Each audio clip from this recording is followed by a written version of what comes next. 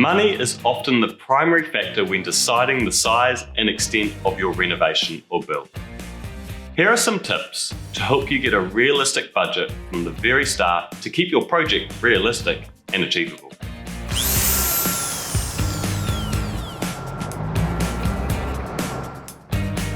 The first and most crucial step when it comes to spending money on your project or renovation is understanding what it costs to design and build in the first place. Do some research in your area and go and find out what products cost before you set a budget.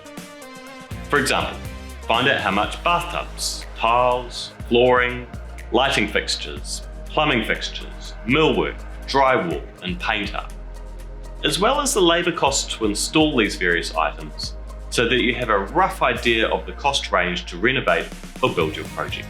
Research online how much a single room will cost to renovate or build per square foot in your area. This gives you a realistic idea of what to expect when we start discussing your project's budget.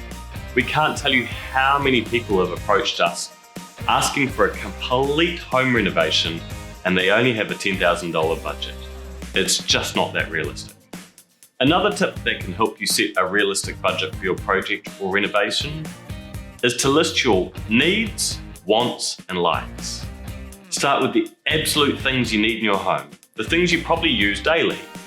Then make a list of wants, the things that you would love to have but are not necessary every day.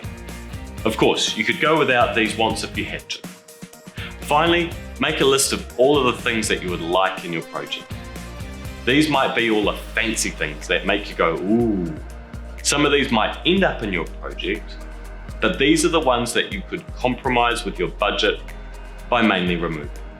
This will help you prioritize what is more important as you work through the budget.